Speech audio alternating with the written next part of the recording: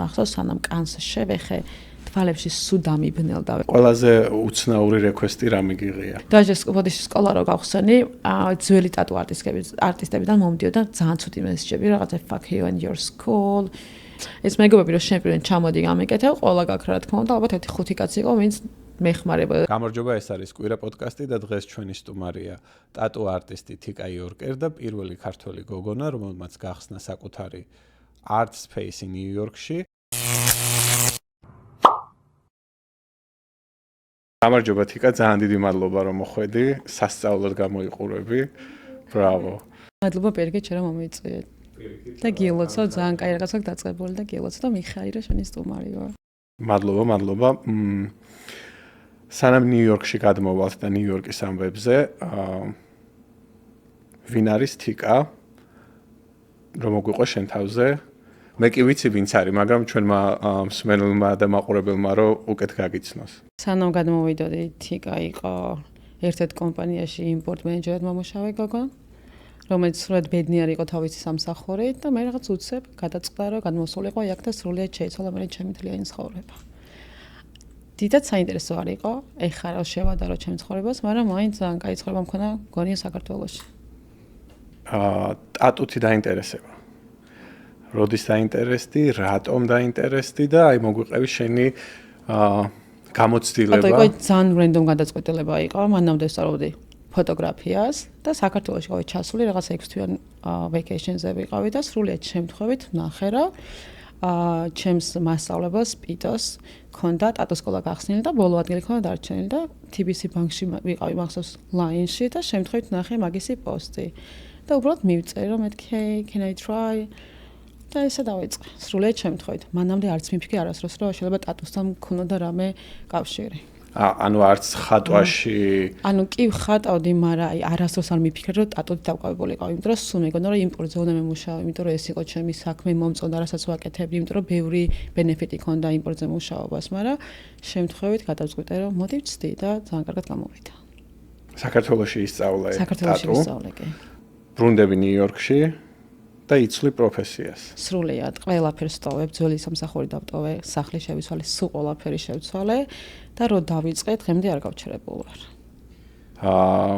მოგვიყევი, შენ ხარ პირველი ქართველი ტატუ არტისტი, რომელსაც აქვს საკუთარი სტუდია ნიუ-იორკში. ძალიან წარმატებული. მოგვიყევი ამ შენ სტუდიაზე რა პროცესი გაიარე, სანამ აქამდე მოხვიდოდი. ძალიან რთული იყო კლიენტების მოძებნა, იმიტომ რომ იქ გამოცდილება არ მქონდა საერთოდ, არც ნაცნობები არ მყავდა, ვინც სტატუსს გაეკეთებდა და მხოლოდ რამოდენიმე მეგობარმა შემომწირა კანი და კლიენტები რომ მეპოვა, მთლიან პარკსლოპში ამოვეჭდე ფურსები და გამოვაკარი, რომ ვეძებდი მოდელებს უფასო ტატუსთვის. და ესე დავდივით მე და ჩემი და ქუჩა ვაკრა. ეს ჯერ მაშინ ინსტაგრამზეც არ ანუ ინსტაგრამზე მე და 7 ტატუს ფოტო და სანამ ჩამოვიდოდი მთელი ჩემი მეგობები და ნაცნობი აღონ ჩვენ ჩამოდი გამიკეთდა და მე ყველა გაქრა გარდა მე ტატუ არავის აღარ. ხო მე იყო რაღაც 3 და მინდა აღვნიშნო რომ საბამ შემომწირა, ერთ-ერთი იყო საბამ, ვინც კანი შემომწირა და უღრესი მადლობა საბამ. არ მინდა ნახვა როგორ შეხორცდა, მაგრამ გაგისწორებ. ძალიან ბევრი კომპლიმენტს იღებს ხოლმე მაგ ტატუზე. კიეთ, იმიტომ არ ჩანს დეტალები, სავარაუდოდ ვერ ხედავენ კარგად დეტალებს და მაგიტო.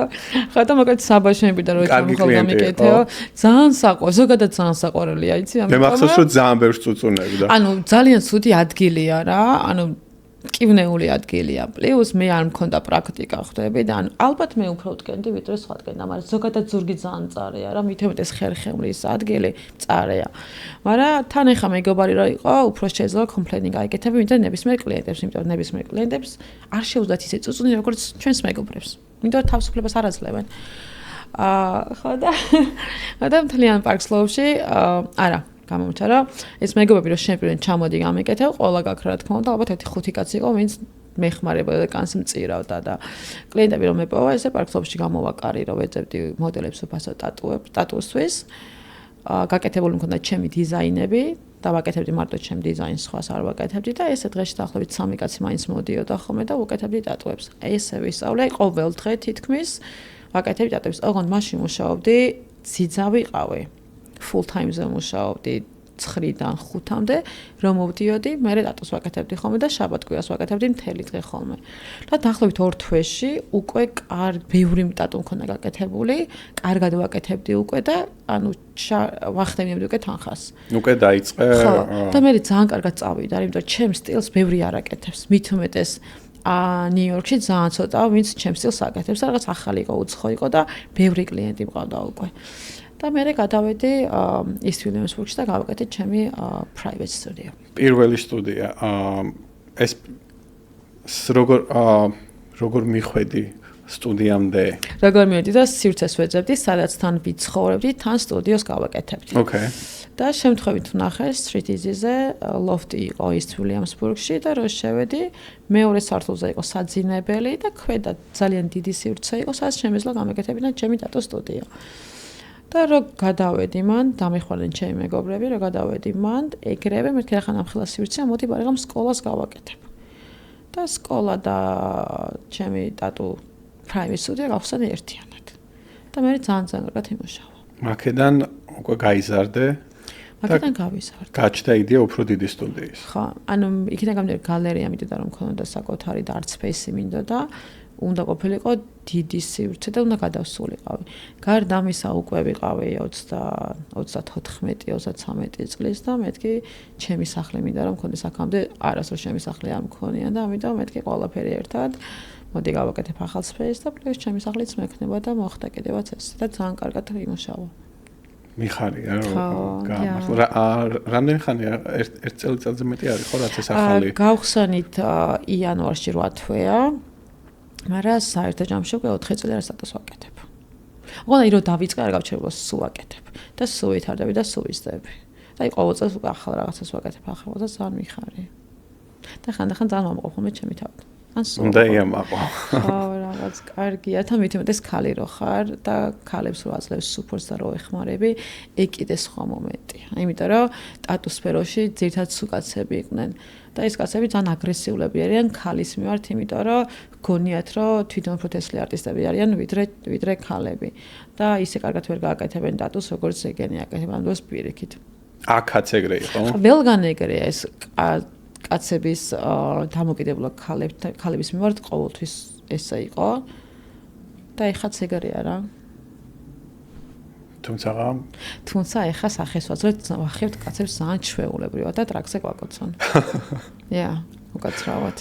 ხო, აი მაგის თქმა მინდოდა რომ დაჟეს ბოდიში სკოლა რო გავხსენი, ძველი ტატუ არტისტებიდან მომდიოდა ძალიან ცუდი მესეჯები, რაღაცა fuck you and your school, you're not good. აი ძალიან ცუდი რაღაცები მომცა. ოღონდ სულ კაცები, არც ერთი ქალისგან მესეჯი არ მიმიღია, რომ რაპონჩია, ანუ სკოლაზე იყო ძალიან დიდი აგრესია, რომ ხალხს ვასწავლებდი ტატუს, იმიტომ რომ აქ ესე არ ხდება, უნდა მიხვიდე, უნდა აიღო. ფული გადაუხადო, მე რომ იმასთან უფასოდ უნდა იმუშაო მთელი ცხოვრება. ზუსტად, და მე რომ ესე ვასწავლე პლუს ვიტოვებ სამუშაოდ, ძალიან დიდი აგრესია იყო და სულ იყო, აი რაღაც ესე 50-60 წლის ძველი ტატუ არტისტები, რომელსაც ძალიან დიდი აგრესია ჰქონდათ რაღაც ახალ თაობასთან, მით უმეტეს ქალებთან.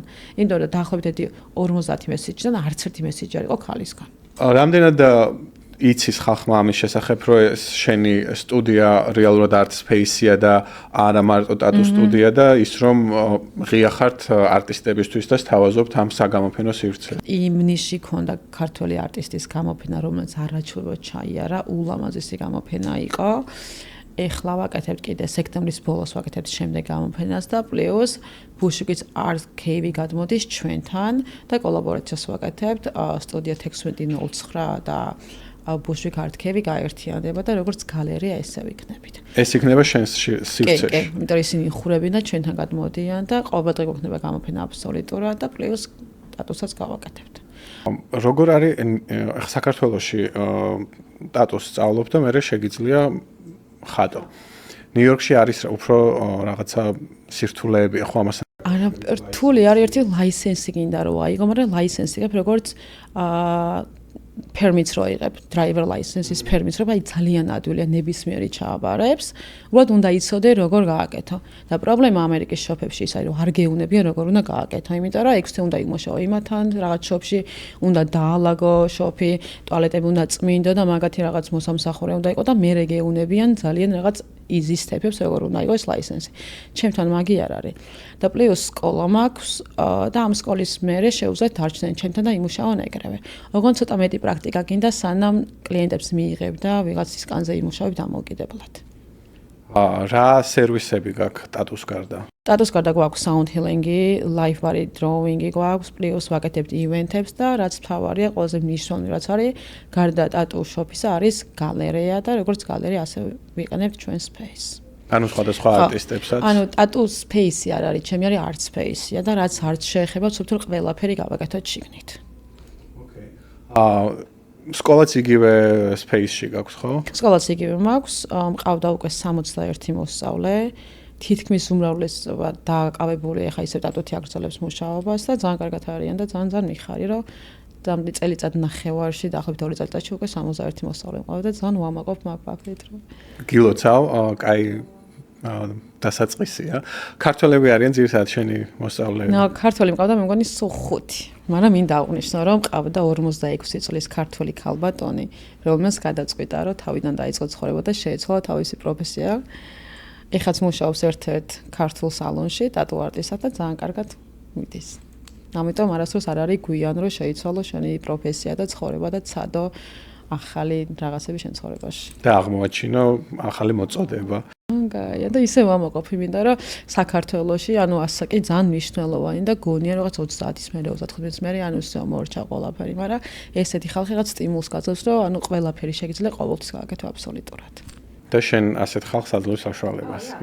I'm trying. იმიტომ რომ მეც აი გეუბნებით, აი TBC ბანკის ლაინში ვიდექი და მაშინ გადავწყვიტე, რომ ტატუ მესწავლა, აი სრულია შემთხვევით. რამდენად რთულია? აი მე ვფიქრობ, რომ რთული არაფერი არ არის, თუ იცი როგორ გააკეთო, მით უმეტეს თუ ყავს ვიღაცა, ვინც გეხმარება ამაში რა. ყველაფერს უნდა პრაქტიკა. ტატუში არის ყველაზე მნიშვნელოვანი პრაქტიკა. თუ ხადავ ეს ძალიან გეხმარება, მაგრამ ყველაფერი არის ჩემი აზრით პრაქტიკა. თუ ბევრს ვარჯიშობ შენ თავზე, მაშინ შედგები კარგი ტატუ არტისტი. ასე რომ ნებისმიერ შეუძლია ცადოს. იცი რა მითხარი, აი ყველაზე ხშირად რა შეცნობებს უშვებენ ხოლმე დამწყები ტატუ არტისტები? ჩემი პირადი გამოცდილებიდან, რაც მე მეგონა, რომ აი დიდი ტატუები უნდა გამეკეთებინა ეგრევე. ამ დროს ვერ აკეთებ. ფიზიკურად იღლები არ გაქვს საშუალება გონებრივად რომ გააკეთო და აი ბევრჯერ აი ფაქტობ და არ უნდა მეკნა, მაგრამ ფიქრობ, რომ იმ ყველაფერს სწავლობ მაგ შეცდომების ხარჯზე, თუ არ შეგეშალა, მაშინ ვერ ისწავლე. და რჩევასაც ხო აძლევ? რა თქმა უნდა, მაგრამ არ გიჯერებენ. მით უმეტეს აი ქართველებთან კომუნიკაცია ძალიან რთულია რა. გავაკეთებ, ან ვერ გააკეთებ. როგორც შენ გეგონა რომ გააკეთებ. აი მე გააკეთებ. ზუსტად ან იმ ძალიან ბევრი შემეშალა მეც თავიდან რა. მით უმეტეს მე რო წამოვედი სკოლიდან, აქ არ მყავდა მენტორი რა. და ესე კანზე ვისწავლე მუშაობა. პირდაპირ. ხო, პირდაპირ, იმიტომ რომ იცი როგორ დავიწყე ძალიან ბევრ უფასო ტატუებს ვაკეთებდი ხოლმე და რო შემეშლებოდა იცოდნენ რომ აი მეშლება და ანუ არ უნდა დამწყები ვარ და პასუხს ვერ მომთხოვრო, იმიტომ რომ ეს შენი გადაწყვეტილება და არა მარტო ჩემი რა და რაღაც რო შემეშალოს მე არ ვარ პასუხისმგებელი. ფულსაც არ იხდიან. ხო, ფულს არ იხდიან და ამ დროს ანუ ტატუ ერთ-ერთი ყველაზე კარგად ანაზღაურებადი პროფესია ამერიკაში ყველგან აბსოლუტურად, ასე რომ ესე ვისწავლე მეც. ხო, აი საქართველოსთან შედარებით აკაური ტატუ არტისტების ანაზღაურება რამდენად განსხვავებულია? ანუ 10-ჯერ, 20-ჯერ, 100-ჯერ, ბევრად მაღალია. ოღონდ იცი როგორ არის კიდე დამოკიდებულია ტატუ არტისტზე რა. თუ კარგი ტატუ არტისტი ხარ, ძალიან კარგად ჩარჯავ ხალხს. თუ არა, მაშინ ალბათ ბევრად ნაკლებია და იგივეა საქართველოშიც, თუ კარგი არტისტი ხარ, ძალიან კარგად ჩარჯავ და ძალიან კარგი შემოსავლის წყაროა. ყველაზე მეტჯერ რა დაგიხატავს? აი ხო არის ხოლმე რაღაცა ერთ კონკრეტულ დიზაინს აიჩემებს ხალხი და მასიურად ყველა იმას იკეთებს. ჩემი პლუსის არ ვიცი როგორ თქვა, მე მარტო ვაკეთებ ჩემ სტილს და ჩემთან ხალხი მოდის, იმიტომ რომ ჩემი სტილი უნდა. და ეს რაღაც ინფინიტი და გულები და რაღაცები მე არ ვაკეთებ და ძალიან ვამაყობ, რომ არც ერთი ინფინიტის ტატუ არ გამიგეთებია. აი ალბათ matching ტატუც მე მგონი ერთხელმა გაკეთებული და that's all. ხო, მაგრამ სანამ აქამდე მოხვიდოდი რომ შენი სტილი მაინც თავიდანვე შევეცადე, რომ ალბათ ახლობით 3 თვეში გადავწყვიტე, რომ მარტო ჩემი სტილი მეკეთებინა. და აი რომ ვახსენე უფასო ტატუებს ვაკეთებდი, მეთქი თავიდან რომ მე სწავლა კანზე მუშაობა, მარტო ჩემ სტილს ვაკეთებდი და მარტო ჩემ დიზაინებს თავაზობდი კლიენტებს. ანუ შენ რომ მოსულიყავი ჩემთან, რაღაც დამახატე ყვავი არ დაგახატავდი. იმიტომ რომ ვიცოდი რომ ეს მინდოდა რომ გამეკეთებინა და მაგას მივყევი და ეხაც რომ გადახედო ჩემ გვერდზე სულ ჩემი სტილი მაქვს აკეთებული. თან გააქვს რეალურად მაგის საშუალება რომ შენთან მოსულ ადამიანს შესთავაზო ალტერნატივა. ხა ჩემთან მუშაობს რამოდენიმე არტისტი, ყავს ძალიან კარგი არტისტები და თუ ჩემი სტილი არ მოგწონს, შეგიძლია მიხვიდე სხვასთან და გაიგეთო სხვასთან. ყველაზე ისეთი როგორ თქვა, ცუდი ადგილი ტატუსთვის რა არის? ანუ ცუდი ადგილი ვამბობ არა მტკივნეულსაც გკითხავ, მაგრამ აი რომელიც ყველაზე უფრო მალე გაფუჭდება.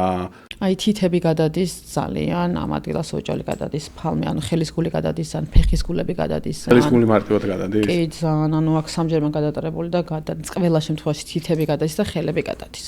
თითებზე რამოდენიმეჯერ უნდა გადაატარო, რომ კარგად აჩეს, მაგრამ კანიდან ხელია მაინც გვერდებში გადის და მერე სქელდება ტატუ, მაგრამ იმენად ლამაზია ხელებს, რომ მე ძალიან მოწონს, როგორ იმახენიც როგორც მაინც ძალიან ხარ ხელის გულზე ფიქრობდი, კაი ხანია და ხელის გულზე ძალიან მოწონს, კი მწარია, მაგრამ ისეთი ლამაზია, რომ Commands okay. Ფეხის გულები ეგრევე გადადის, აქაც გადადის ძალიან მალე. დანარჩენი კარგად რჩება. ამ ყველაფერს ეუბნები არა? მეუბნები სულ, იმიტომ რომ ჩემთვის ტატუ მარტო ფული არ არის, ჩემი არტია, დარჩება მთელი ცხოვრება შენ ტანზე და მინდა რომ კარგად შეხორცდეს და ლამაზი იყო, იმიტომ რომ შენ მოგყავს პლუს კლიენტები. გარდა იმისა, რომ ოკეი, მე ფულს ავიღებ, პლუს ჩემი რეკლამა ხარ და საროში გავაკეთებ ტატუს, მინდა რომ კარგად შეხორცდეს, რომ კონდეს თვალის ხოვება შენ ტანზე და რომ დავინახავ ვია მოყვა ჩემი და that's so cool რა კარგად შეხორს და ხო და თუ რაღაც არ მომწონს სულ ვეუნები კლიენტს რომ აი დაჟე ფერი თუ რაღაც არ მომწონს ვეუნები რომ ეს კარგად არ შეხორცდება ეხა ძალიან ტენდენცია თეთრი ტატუები და ყვითელი ტატუები და რომელიც კარგად არ ხორცდება რა და სულ ვეუნები რომ არ გაიკეთოთ აზრი არ აქვს არ გიჯერებენ ძირთადად გიჯერებენ რა მაგრამ არიან ხოლმე კლიენტები არა მინდა ასე რომ ეს თეთრი ტატუ მე სიბნელეში რო ანათებს არა ეგ სხვა არის ეგ მაგას ხას ფოსფორი აქვს შინგითა ცოტა ხანი ანათებს და მე რამოდენიმე თვის მე გასდის ეს რაღაც განათება თეთრად მე თეთრი საღებავე და როგორც scarf ეს რჩება არ მიყვარს ეს შრამი ხო შრამი რჩება არ დამოიწყებია ვიცოდი შრამი ბულინგი არ მინდა მე უყარ ცეცხლი და מחვილის არ შემოვიდნენ ახლა კომენტარებში არ მოიწება ქართული რაღაცები და რომ სამიტოს it's okay-ია თქვენი საქმე არის მაგრამ ის ან როგორც ხანახან ყვითლად ხორცდება ხოლმე ეს კანზეა დამოკიდებული და როგორ მოვლის ყვითელია ხოლმე მე ან სუქრება ხოლმე და ამიტომ შენი მოვალეობა ჩემი აზრით რომ აუხსნა კლიენტს როგორ და რანაირად შეხორცდება შენ თუ რამდენი ტატუ გაქვს ბევრი არ მაქვს, იმიტომ რომ ანუ ეს ერთია მთლიანად ყელზე გადმოდის, მხარზე გადმოდის, აქეთაც თუ რამე მაქვს მთლიანი კომპოზიცია და ესე ანუ ვინ არის ტატუ არტისტი, ვისაც ენდობი, ამდობს საკუთარ თავს? ესე იგი, ეს ვინც გამეკეთა, ეს არის იორგოს კაზაკისი, ამის გამო ჩავედი 3 წლის უკან ბერლინში, რიგში ვიყავი 7 თვე და 5 ჯერ მივწერე და როგორც გამიპასუხა და ზუსტად 1 თვის უკან ჩემ სტუდიაში ჩამოვიდა, ჩემ სტუდიაში მუშაობდა. ასევე მაქვს პიტო, ჩემთვის ერთ-ერთი ყველაზე კარგი არტისტია, ვისაც ვიცნობ და ასევე მაქვს პიტოს ტატუები აქეთ ამ მხარეს და პირველი ჩემი ტატუ არტისტი იყო ლაშა ჩხაიძე, რომელიც ასევე ჩემ სტუდიაში მუშაობს. ასე რომ ყველა ქართველი თითქმის ჩემთან მუშაობს. ლაშაც გვინდა რომ დავყარდეთ. ხო, აი ძალიან კარგი ლაშა არის, აი ტექნიკურად იდეალურია და გარდა ამისა ძალიან როგორ აი დავიბენე ახლა ნიშნულოვანი მაგისთვის რას იკეთებ. ანუ რაღაცაზე რომ მიხვალ, ყველაფერს არ გიკეთებს. მაგისთვის ტატუ ფული არ არის მარტო რა. ანუ არტი არის მაგისთვის. და უეჭველი გეტყვის რომ ეს გააკეთე, ესე შევცვალოთ, ანა ესე გავაკეთე, ადგილი შეცვალე. მოკლედ ადამიანია, ვისაც შეგიძლია აენთო. ანუ არტისტია. ხო, აი არტისტია, ფული გავაკეთო და რაღაც ლიჟვი ავიღო, არ ეგეთ მომენტი ვაფშე არ აქვს. ყველაზე უცნაური რეკვესტი რა მიგიღია? არ ვიტყვი. იმიტომ რომ გამიკეთებია.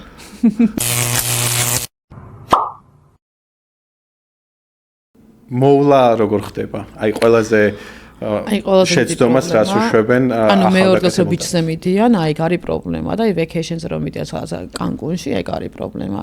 პლუს აი ყველას უნდა ხოლმე ყველაზე ცუდი სეზონი არის საფხული ზოგადად, იმიტომ რომ ვიოფლებით, იმიტომ რომ მზეა, იმიტომ რომ ოკეანეზე გავდივართ, სანაპიროზე გავდივართ ხშირად. ანუ მზე, სანაპირო, მარილი, ქვიშა ყველაზე დიდი მტერია ტატუსი და კარგად არ ხორცდება. და თუ ზაფხულში იკეთებენ ხოლმე და იკეთებენ იმიტომ რომ უკვე სხეული შიშველია და ყველას უნდა რომ აჩვენოს თავის ახალი ტატუები მერე ყველა გადის ხოლმე სანაპიროზე და კარგად არ ხორცება და მერე წერილუი გამიფუჭდა ტატუ კარგად არ გამიკეთე no it's your fucking fault აფრთხილებ, მაგრამ მაინც შვებიან. რა თქმა უნდა, ვაფრთხილებთ, იმიტომ რომ ზაფხულში ყველას უნდა გააფრთხილო, რა არ უნდა გახვიდე ოკეანეზე, მზის ქვეშ არ უნდა იყო, თუ გახვალ 2 კვირის მერე SPF უნდა წაისვა ძალიან ბევრი და უნდა მოუვარო, არ უნდა გაიაფლო, მაგრამ მაინც არ გიჩერებენ, მაგრამ პლუს ყველას ავთორქიას უგზავნი და დაზღვეული ხარ, რომ შენი საქმე გააკეთე. შენი ნაწილი გააკეთე. ხო, მაგრამ მე რას ვაკეთებ ხოლმე, ის არის ხოლმე სულ ვეუნები, რომ აი 2 თვის მერე ფოტო გამომიგზავნე და თუ გინდა ტაჩაპს აგიკეთებ. იმიტომ რომ ძალიან ჩემთვის მნიშვნელოვანი რას ვაკეთებ რა, იმიტომ რომ ჩემი არტი არის ვიღაცის სხეულზე. იცი რა მითხარი, ძალიან ხშირად მსმენია ტატუს მოშორება. ხო. აი, რამდენად რეალურია? ხო, ტატუს მოშორებასთან დაკავშირებით მე არ მაქვს ექსპერიენსი, არასდროს არ მიმუშავია, ამიტომ ვერ გეტყვით, მაგრამ არის. აი, პიტოს აქვს ბევრი მოშორებული ტატუ, ძალიან კარგად არის. ანუ ხდება. კი ხდება, კი და თუ კარგი კლინიკა და კლინიკა რას თქვა, თუ კარგი მოიცადე. თუ კარგი სპეციალისტია, ხო, სპეციალისტი, თუ კარგი აპარატი და ახალი აპარატი თუ არის, აშორებენ ძალიან კარგად და პლუს შრამები არ რჩება. მაგრამ ასევე შეგიძლიათ ხოლმე შეუძლიათ გაიღიაონ ტატუ. აი მე მგონია მუქი ტატუები არ მიყვარს, მიყვარს აი ოდნავ გაღიავებული რო არის რაღაც მზისგან. შეგიძლიათ გაღიავებას გაიგეთოთ, კი. მაგრამ მოშორება თუ გინდა შეიძლება მოშორება. ოღონდ ეგეც დამოკიდებულია როგორი ნამუშევარი, აი ძველი ტატუები, რომელიც კანში ძალიან ჩასულია და უკვე რაღაც ბამფები გაქვს კანზე, მაგათი მოშორება შანსი ნოლია. მაგრამ თხელი ნორმალური ნამუშევარი შეგიძლიათ მოიშოროთ ძალიან თავისუფლად. მაგრამ მე კიდევ ერთხელ უფრო კომპეტენტური არ ვარ, ამიტომ ვერ გეტყვით, რაც მინახავს მაგას ვამბობ. შენი აზრი და გამოცდილება. ფერადი ტატუ თუ აი ეს ლურჯი ფერია ხო სტანდარტული ტატუ თუ რა ფერია? შავი საღებავია, მაგრამ ჩემთვის ცოტა იმ მომწვანოში გადადის. აუ არ ლურჯი მომწვანო რაღაც ხო, მაგრამ რეალურად შავ საღებავს აკეთებ, მაგრამ მე პიგმენტი ღიავდება, რა თქმა უნდა, კანში. დროთა განმავლობაში. შენ როგორც არტისტი, რომელი ფერით მუშაობა გირჩევნა ეს ფერადი ტატუებს რო ეხატავენ თუ? შავი. ანუ რასაც მეტყვი იმას ვაკეთებ, იმიტომ რომ შენი სხეულია, შენი გადაწყვეტილება, მაგრამ მე რა თქმა უნდა შავი მირჩევ, იმიტომ უფრო მომწონს, მაგრამ თან მომწონს აი ბევრი ფერადი ტატუები აქვს, ხოლმე რაღაც სტიკერ ტატუები, ესენი ძალიან მომწონს რა. აი პიტა მაგალითად ფერებს ხმარობს ძალიან კარგად, იდეალურად ხმარობს პროსტად, მაგრამ ჩემი არ არის, მე ვერ დავიხატავდი ვერასდროს, მე სულ შავი რაღაცები მაქვს. ალბათ ადამიანს დამოკიდებული რაც უნდათ, რასაც გრძნობენ ის უნდა გაიკეთონ. ყოლია ადამიანი ვინც მოდის და გეუნება აი მთლიანად შენ სხედვაზე, რასაც გინდა, სადაც გინდა, როგორც გინდა. ანუ სულ ეგ არის. ხდება, იმიტომ რომ ყველა დიზაინი ერთსა და იმავე ფლეშ დიზაინს მე არ ვაკოპირებ. შენ რო გაიკეთებ ჩემთან ტატუს, მარტო შენ გაქვს, სხვას არ ექნება არასდროს. ანუ ყველა არის ინდივიდუალური და როცა მე უბრალოდ უნდა მითხრა, აი ეს ადგილია და გამიკეთე რამე და მე ვქნი დიზაინს. და ყველა რახან ერთ და იგივე სტილი არის, დიდი რეფერენსები არ მჭირდება ხოლმე რა. თან ადამიანს ხელზე რო შეხედა, უკვე იცი რა უნდა გააკეთო რა. ერთს რომ მოუხდება, შეიძლება მეორეს არ მოუხდეს, იმიტომ რომ რაღაც სხვან არის აღნაგობა, სხვან არის სახე, აქ უფრო რაღაც თაფარი ან რაღაც უფრო soft არის და ამაკეთან გამოდიოდა წყვიტავ ხოლმე რა უნდა გავაკეთო და როგორ უნდა გავაკეთო. ორი წამი.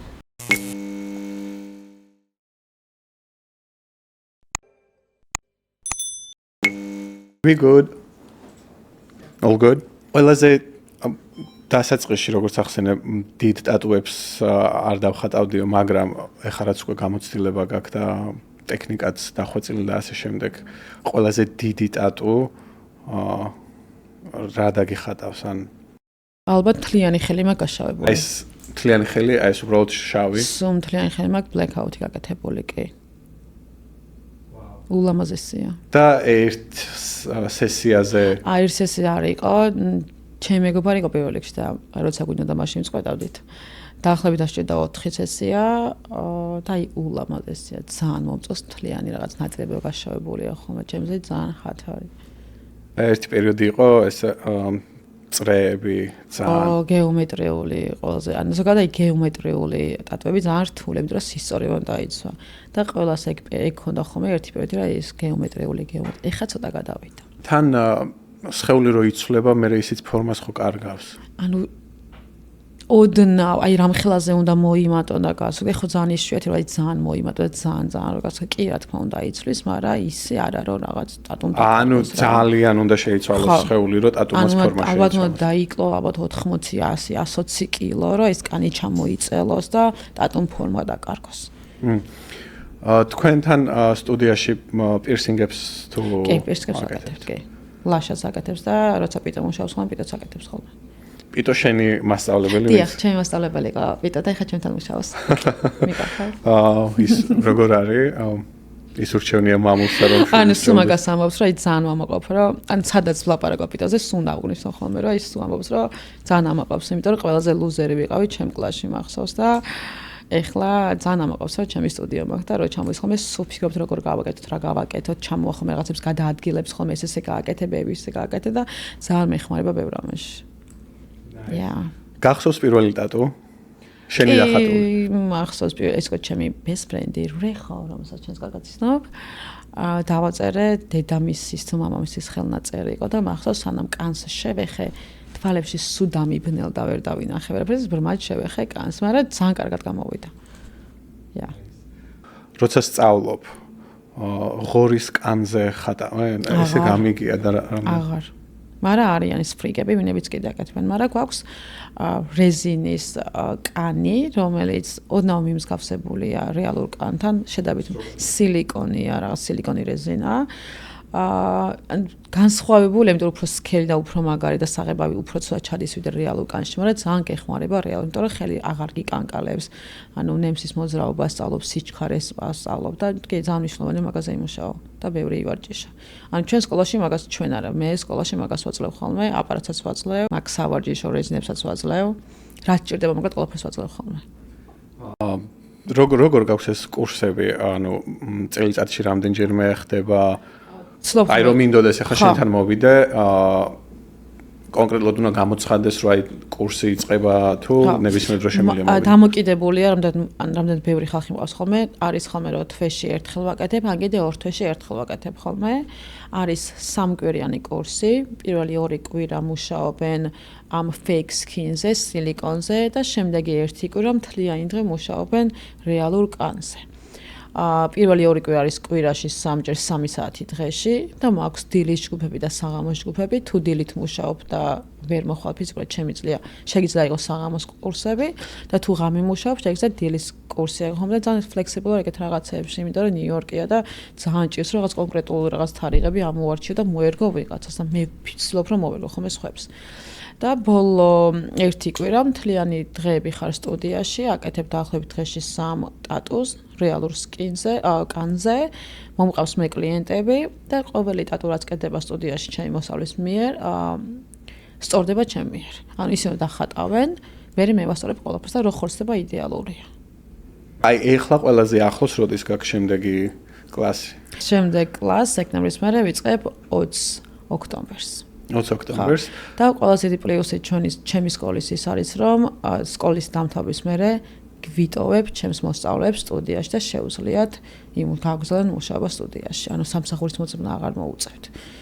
და სხვა შობებში არ უნდა იარო და არ უნდა თხოვონ რომ მიმიღე. ჩემთან შეუძლიათ დარჩენ და იმუშაო. გაქვს სივრცე, სადაც? კი, გვაქვს.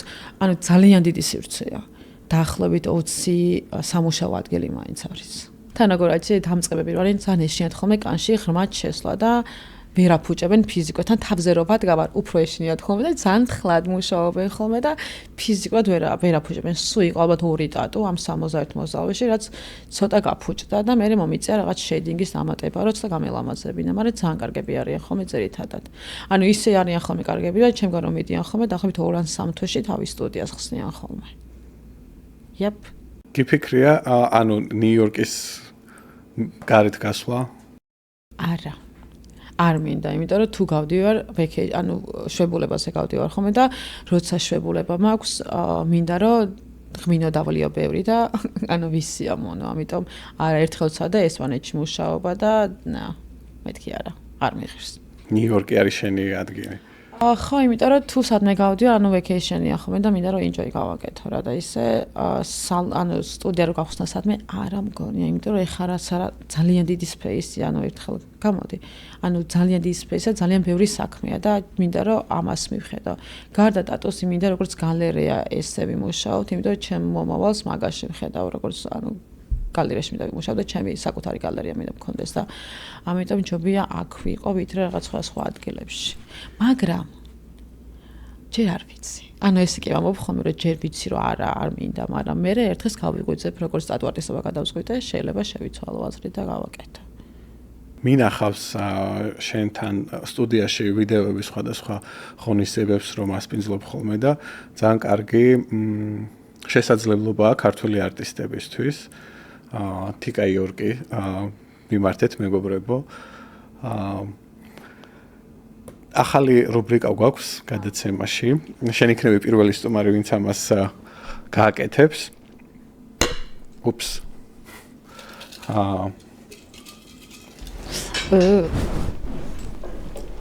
ამოიღე სამი ფურცელი და თუ არ მომეწონება ჩავაბრუნებ უკან. თუ არ მოგეწონება ჩააბრუნე. Kai, let's see.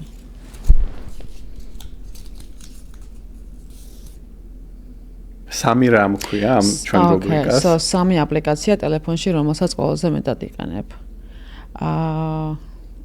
Instagram-ი.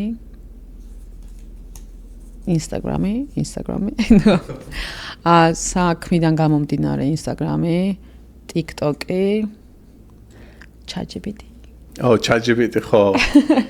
ყველას best friend. ChatGPT იქნება ახლა ეგ ვინმეს რო ამოვა ყველგან იქნება. სავარაუდოდ. ჰინჯი და მეთქმა რა გადავიფიქრე ამოკვეთეთ. ბოდიში სანამ შემდეგზე გადახვალ ChatGPT რამდენად გიშლის ხელს როგორც არტისტს. ან რო გეხმარება ვიცი. იცი რაში მეხმარება მაგალითად აი გრამატიკულად რო ანუ ძალიან ხშირად არ ვხმარობ, მაგრამ სხვა აპლიკაციებთან შედარებით ხმარობა აი გრამატიკულად რაღაც სწორად დავწერო ხოლმე. ან კიდე ანუ სად რა ვიპოვო ესეთი რაღაცები, მაგრამ როგორ ხარ საქმეში ხელს მიშლის ან მეხმარება დიდად არა. არა, ხო, საქმეში არა, ხა ისე უბრალოდ research-ს რო აკეთებ, გასაგებია, მაგრამ ხა მე რო ამოვიღო და ვთხოვო რომ ტატუს sketch-ი გამიკეთოს, გააკეთებს. No, კი აკეთებს ხო. მაგრამ ძალიან სულად აკეთებს რა. აი სადე რამოდენიმეჯერ ანუ იმიტომ რომ მაინტერესებს, არც ვიცოდი რომ შეეძლო და როცა გავიგე რომ შეეძლო გაიკეთები და მაინტერესებს. რამდენად კონკურენტუნარიანი იქნებოდა? ვაფშე სხვანაირია. ანუ იმდენად კარგი ფლეში და დიზაინი გვაქვს ჩვენ ტატუ არტისტებს, რომ აი არ გვჭირდება ჩემი აზრით არ გვჭირდება. იმაზეც არის კიდე დამოკიდებული, როგორ მისცემ ბრძანებას. რა თქმა უნდა, კი. იმიტომ რომ მე ძალიან ბევრს ვთამაშობ ხოლმე ამ გაგიჟებული მყავს ეს ჩემი. მე არა საერთოდ ანუ და ხატავს რაღაცებს, ამინ შენი თვალით ახლა რა თქმა უნდა შენ უფრო მარტივად როგორც პროფესიონალი ამჩნევ რა შეცდომებია იქ, მაგრამ ესე მე უბრალოდ როცა გინდა რომ რაღაცა დაახატინო sketch-ი დროის სეივინგის ფონდში კი გამოიყენებს ადამიანი, მაგრამ ფიქრობ რომ ადამიანს არტისტს უფრო კარგი დიზაინის აკეთება შეუძლია ვიდრე ChatGPT-ს. მე მაგალითად დროს არ დაკვარკავდი მაგაზე ხა ველოდო რაღაცა შემიდგინოს, არა მე მინდა რომ მე გავაკეთო და ჩემი არტი ქონდეს ადამიანს ხელზე და ჩემთვის უკონკურენტო. არა. ასე, yeah. ძალიან კარგი. შემდეგ. სამი რამ რის გარშეც არ შეგძლე ყოველდღიური ცხოვრება.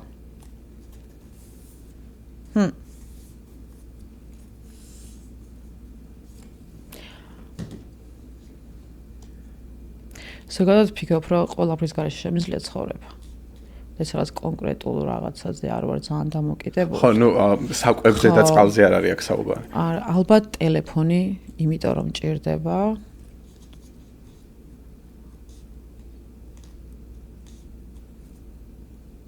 ავარ უნდა თქვა ხო სავარაუდოდ. ნუ თუ ყავა არის შენი ხო, ალბათ ანუ ტელეფონი პირველ რიგში იმიტომ რომ მჭირდება.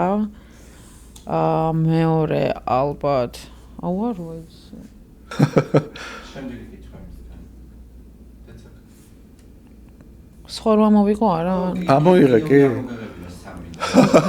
ეს მეორე ავიღოთ ხო რა. უფრო ფანა მოვარამე. სამი რამ რაც ყველაზე დიდი მითია ნიუ-იორკზე. რომ ამ ქალაქს არასდროს არ სინავს.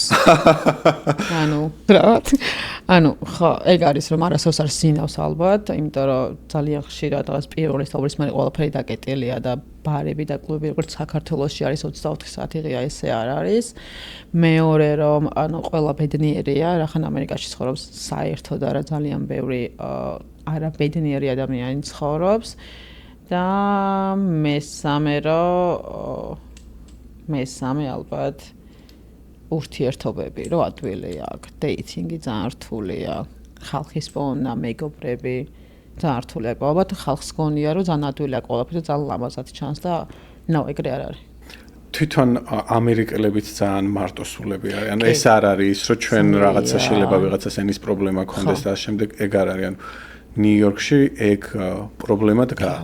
მე ვფიქრობ, რომ ქართველებს მაგია არ გვიჭირს, ანუ არც დეიტინგი არ გვიჭირს, არც მეგობრები, არც ქართო, მაგრამ ამათ რა უყურებ, ესენი ბევრად სასოწარკვეთილები არიან, ვიდრე ჩვენ. და არც ისე ბედნიერებიც. გიჟის სახეებით დადიან. არიან და პლუს ძალიან უკვირთ, რომ ჩვენ ესე რანაირად ვართ და რატო ვართ ესეთი ბედნიერები და ყველაფერი უკვირთ. მე ვფიქრობ, რომ ჩვენ ცხოვრებას enjoy-ს ვაკეთებ და ისინი ვერ აკეთებენ. ალბათ იმიტომ, რომ საიდან წამოვიდით, ყველამ კარგად ვიცით და ხო, ეგეც არის, რომ ჩვენ ვიცით რა არის და სად ვართ ახლა. გაგიცრუა ნიუ-იორკმა რამეში იმედები? ვერ გამიცრუა, იმიტომ რომ არც მქონი არაფერი მოლოდინი. მოლოდინებით არ ჩამოსულხარ. არა, ეს ჩემო dream country არაფერი არ ყოფილა საერთოდ რა, ნუ ვიცოდი რომ დიდი არაფერი არ იქნებოდა. რო ჩამოვედი, იმაზე უარის დამხვდა, ვიდრე მეგონა, იმიტომ რომ მაინც ნიუ-იორკი იყო რა. მაგრამ დაახლოებით 3 წლის თუ 4 წლის მერე იმდენად შემიყვარდა, რომ ვფიქრობ, რომ ჩემი განაქალაქი, ჩემი ქვეყანაა ნიუ-იორკი. ანუ ამერიკა ხო ცალკეა და ნიუ-იორკი ცალკე ქვეყანაა ჩემთვის და აქ დავბერდები, ბუშუქში დავბერდები და მთელი ცხოვრება ვიცი რომ აქ იმიტომ რომ ზოგადად ბედნიერი ვარ, სადაც ვარ და როგორც ვარ და ჩემი ქვეყანა. სად ერთობი ხოლმე? ბარებში. ანუ მე არ ვარ რეივერი და მე კლუბებში, აი შვიათად ალბათ 3 თვეში ერთხელ 4 თვეში რა გავიდე ხოლმე, მაგრამ აი ბარები არის ჩემი ადგილი და რაღაც $6 gin tonic. სად ნახულობ $6 gin tonic? მასწავლე. გასწავლე, აი ჩემ გარშემო ბარები რაც არის, თითქმის ყველა ეგრეა და აი ძალიან მოგს აი ზოლი თრეში რაღაც სუნიანი ბარები როა, მეგობრებთან ერთად, გარეთ ჩნობა და დალევა და მოწევა, it's like my favorite thing. ძალიან უბრალო რაღაცები მიყვარს რა, აი რაღაც მარტივი რაღაცები გავედნიერებ. რაღაც $1 პიცა, რაღაც იაფიანი, რაღაც ასმელები. $1 pizza is my favorite. ერთი წამოიღე. Okay.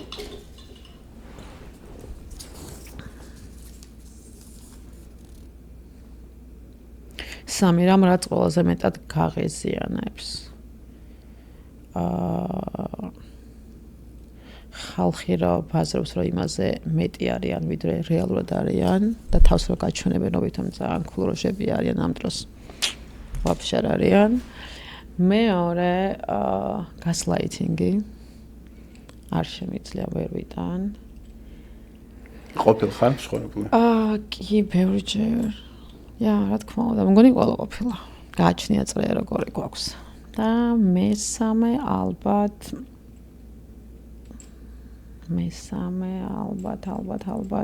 I'll pause right there. She knocked the mic just a little bit, so can we move the mic just perfect. ორი წამი მესამე მოვიფიქრო. მითხარი ხარ ამ მესამე. რა გაღიზიანებს ყველასწორია? სუნი ნიუ-იორკში. ანუ აი ბევრჯერ გამიგია რომ ანუ იმდენად შეყვარებული ვარ ქვეყანაზე რომ აი ეს გარეთ ორშაბათი ხუთშაბათი რო ყარს სუნი ვერ გრძნობ რო ყარს. ანუ კი ვგრძნობ, მაგრამ ვერ აღვიქვა რომ ეს პრობლემა, აი ეს ვირთხები რო დარბიან so what თუ არ მოგწონს გადადი. ანუ ეგეთ რაღაცები არ მაღიზიანებს რა არასდროს. აი ეს homeless-ები რო არიან გარეთ, კი ძალიან წუხარ, მაგრამ აი არ მაღიზიანებს არაფერი საერთოდ რა და თუ მაღიზიანებს, მაშინ შევცვალო რაც უნდა გადავიდე რა. იმდენად მომწონს და მიყვარს საქაურობა, რომ ჩემთვის ძალიან ნიუ-იორკის ნაწილია ეს ყველაფერი რა. ეს ნიუ-იორკს ზუსტად, ანუ გარეთ რო რაღაც აი ცხვი რო გეწვის that's okay რა მოხდა. ზოგადად ძალიან ჩილ ადამიანია რა, არაფერი ნერვს არ მიშლის, არაფერი მაღიზიანებს დიდად და ყველაფერს ვიღებ როგორც არის. საყვარელი ადგილი ნიუ-იორკში. ალბათ 36-ზე არის ძალიან ლამაზი სასაფლაო. Sunset Park-ისგან არის ულამაზესი სასაფლაო. ზოგადად სასაფლაოები და ეკლესიები არის ჩემი რაღაც thing. და თუ სადმე რო გინდა რაღაც გახვიდე, აი perfect date-ი ჩემთვის იქნება სასაფლაოზე რო გახვიდე, რამე ძველ ეკლესიაში რომ მივხვიდე და რაღაც ორღანის დაკვრას რომ მოусმინო. პატრიკის არის ხო? მეხუთეზე აი მანდ უკრავენ ხოლმე. ძალიან ცოტა რთული აქ რო იპოვეს ორღანი, მაგრამ არის რამოდენიმე ადგილი ძალიან კარგი, რომ მივიდე ხოლმე სულ მეცრემლება ხოლმე და დაჟე სადმე რომ მოგზაურობ ხოლმე პირველი რასაც ვსერჩავ ხოლმე ეს არის ძველი სასაფლაოები და ეკლესიები, იმიტომ მგონია რომ მთლიან ისტორიას, ქვეყნის ისტორიას გადმოსცემს სასაფლაო და ეკლესია. ხო, მაგი კიდე მე მგონია სასაფლაოები 36-ზე ძალიან კარგია. და ალბათ პარკები, პროსპერკი ძალიან კარგია. ცენტრალ პარკი როგორი ჩიზის არ უნდა იყოს, ძალიან მომწონს თავისი სუნიანი ცხენებით. გისეირნია მაგ ცხენები? არასდროს. მითხრა ვფიქრობ, რომ ძალიან overpriced არის. ნო, მაქსიმუმს მართლა ვერავით და ისე გარჩევითია ხდები. ან გინდა და ამიტომ არა. ოკეი. ბევრი ძალიან ლამაზი ადგილია ნიუ-იორკში. ბევრი დამბოში ხითან ძალიან კარგია. ბრუკლინი თუ მანჰეტენი? იქიდან გამომდინარე უკვე 12 წელია ბრუკლინში ვცხოვრობ. ეხლა მინდა რომ მქონდეს მანჰეტენის ექსპერიენსი, მაგრამ ბრუკლინი მერჩენია. მაგრამ რომ მქონდეს საშუალება რომ მანჰეტენზე ვიცხოვრო, ალბათ მანჰეტენზე ვიცხოვრობ, მაგრამ ჩემი სახლი და სტუდიო ერთმანეთსგან არის რაღაც 20 წუთის მოშორებით, ფეხით მინდა 20 წუთი რა. და ეხლა ფიზიკურად ვერ ვიცხოვრობ. მეც მგონია რომ ბრუკლინი უფრო ავთენტურია, ვიდრე მანჰეტენი. არის, მაგრამ მანჰეტენი ძალიან მომწონს. ანუ როგორი ჩიზის არ უნდა იყოს, მანჰეტენი მაინც მანჰეტენია და ძალიან კაია და ვფიქრობ, რომ ერთხელ მაინც მქონდეს ექსპერიენსი, რომ მანჰეტენზე ვიცხოვრო და ალბათ მეორე სტუდიას რო გავხსნი, მე შეიძლება. მეორე იქნება მანჰეტენზე. სავარაუდოდ კი. სადმე სახოს ლოფტში, რა თქმა უნდა.